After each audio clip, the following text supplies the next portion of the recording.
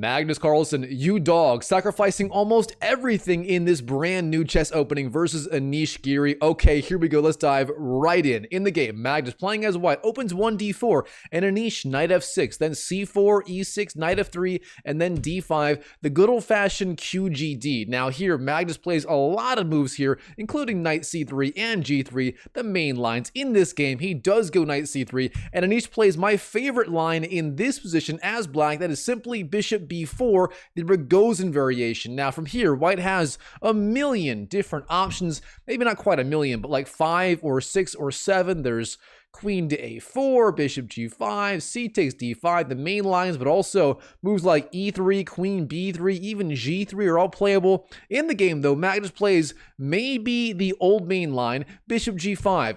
A simple move. White intends e3, bishop d3, castles, and so on, getting a good game. And what is black going to do about it? Well, here Anish plays the absolute main line as black. That is h6, putting the question to the bishop. The point being, if you trade the bishop, black wins the bishop pair, which has to be at least a little bit good for him. But if it goes back, then you trade on c4, and you always have the resource g5, knight e4 if you need it, and black will get an excellent game in any case. So which line does the GOAT go for? Well, he doesn't trade on f6, and he doesn't go back to h4. Instead, he plays the move bishop to d2, sliding back with the bishop. Why on earth would you go bishop g5 and then back to d2? That makes almost no sense unless your idea is to go for a new opening. Let's see how it goes. In the game, Anish, short castles is the move. A logical choice. Very typical in the Nimzo-Indian, the Ragozin, and so on. You bring out the bishop, you castle, you intend c5, counterattacking, and so on. Black is doing perfectly fine, or so it seems.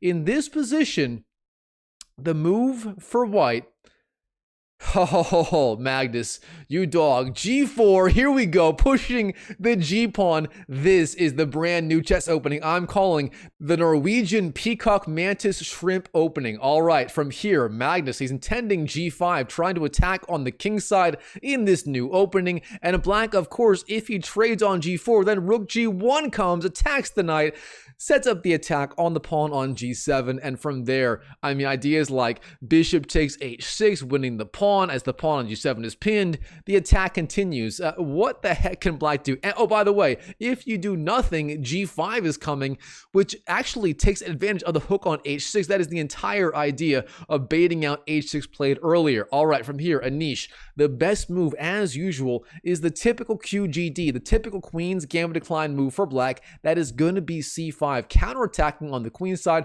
counterattacking on d4, and so on, trying to open up lines of attack and basically meeting the flank attack with an attack in the center. But instead of that, Anish, he trades on c3. Bishop takes c3 is the move. Okay, we have bishop takes and then knight to e4. This is the idea Anish Giri is going for. He trades on c3, deflects the bishop, then jumps in with the knight. That bishop is as good as gone. There is no way to keep it alive. If you go back to d2, black wins it. If you go to, say, b4, I mean, black is going to win it sooner or later anyways.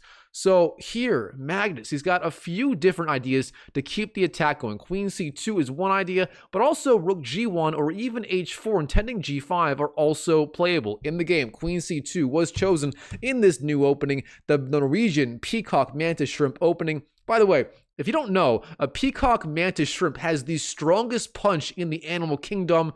A very strong punch, just like the punching move G4, hence the Peacock Mantis Shrimp new opening. All right, black here, C5. Counterattacking in the center, a very good move by Anish Giri. This guy knows what he's doing. Now, Magnus, what do you do from here? Well, it turns out, if you trade on d5, that is playing right into black's hands. Black takes back with the pawn, and suddenly the bishop on c8 comes to life and attacks g4 like this. Therefore, you do not want to trade on d5. Instead, d takes c5 was chosen in the game. Now, Anish, The right move is knight d7, attacking c5 with the knight, but instead, b6 was chosen. The idea being trying to open up more lines of attack. A decent idea in principle, but here, Magnus, this guy, he knows how to play the Norwegian Peacock Mantis Shrimp new opening, and he plays the strongest move here as white, the diabolical move, g5, pushing the pawn all the way to g5, literally giving it up, as black here can simply trade on g5, winning the pawn for free. That is a free pawn, ladies and gentlemen. And what is the idea? Well, black here, he wins the pawn, but it turns out this is not the right idea. Instead, h5, trying to block the g file, and the h file is the right idea. Of course, from there, g6 for white is very strong, but overall, this was the right idea. Instead, here in the game, black plays the move h takes g5. And this is a massive mistake because now Magnus h4, opening up even more lines of attack on the king side. Anish Giri, what the heck do you do against this new opening? The Norwegian Peacock Mantis Shrimp attack with the g-pawns, the h-pawns flying down the board. He tries to go g4, trying to block the g-file. Not a bad idea, but Magnus, this guy is not done. He lunges forward, knight g5, pressuring the knight on e4, pressuring f7, setting up by ideas like, for example, if the knight goes back anywhere to say, I don't know, c5, queen to h7 will be checkmate. Magnus here threatening checkmate in one move in certain lines. The audacity of the Norwegian Grandmaster. All right, black, f5, trying to block this diagonal. A good idea in principle, bolstering the knight on e4 as well.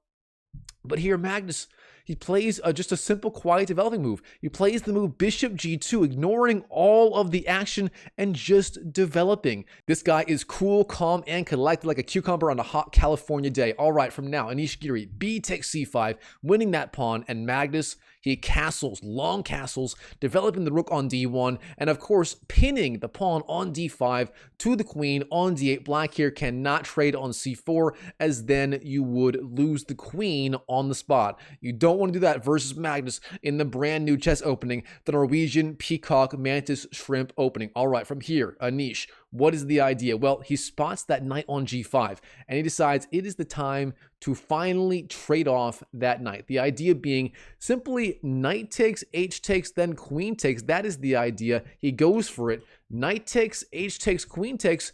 But the problem here is, despite being down 2 pawns, Magnus here has a completely dominant position. The attack is just too strong against the black king. This diagonal, this file, there are too many open lines of attack, and black's king is going to be cooked in the long run. All right, Magnus, king b1, sliding the king out of the attack of the queen. Now, knight d7, developing the knight. Then c takes d5, and then here, Anish has a lot of options. The point being, if you trade back on d5, bishop takes hits the king and the rook. Therefore, you probably don't want to do that. Instead, moves like knight b6, bishop b7, rook b8, and so on are all playable here. In the game, Anish goes for the move knight to b6, pressuring d5 with the knight. Not a bad idea at all. Now, Magnus, d takes e6, winning the pawn on e6. And of course, when you do this, you open up the line of attack of the bishop on the rook on the a8 square. So, Anish, what do you want to do about the attack? Well, he actually ignores the attack on the rook and instead goes bishop takes e6, winning that pawn, but giving up the exchange. And Magnus here, he's oh too happy to go for the trade. He trades on a8, bishop takes a8, then rook takes, then queen d2, sliding over with the queen and offering the queen trade. All right, from here, queen g6, Anish, he avoids the queen trade. The point being, if you trade queens, Magnus here has the clear material advantage in the endgame, being up the rook for the extra minor piece of black. That is simply too much. Magnus is just too good in the endgame. You don't want to go for that. So instead, queen g6 was played. Now, queen d6, the queen flies up and sort of pins the bishop on e6 to the queen. If it moves to say, I don't know,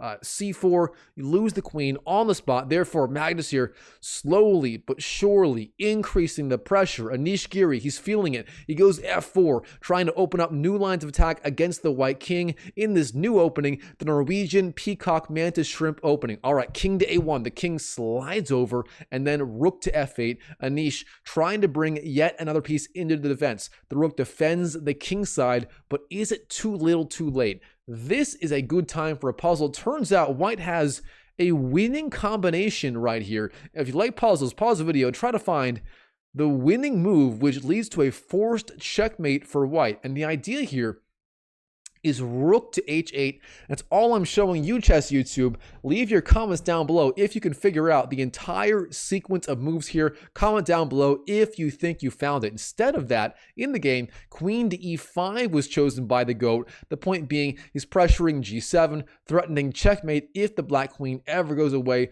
from the defense of that pawn. Say, I don't know, queen to e8 would lead to checkmate. All right, now, Anish, g3, pushing the pawn. That pawn will soon be a pass pawn. It must be pushed.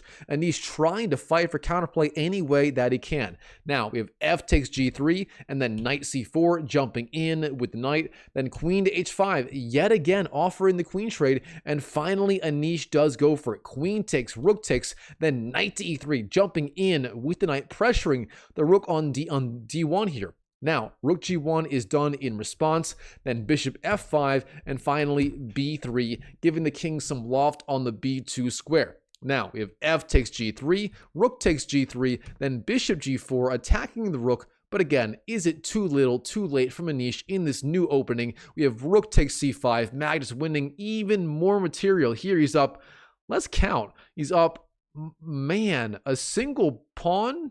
Is it a single pawn and the exchange?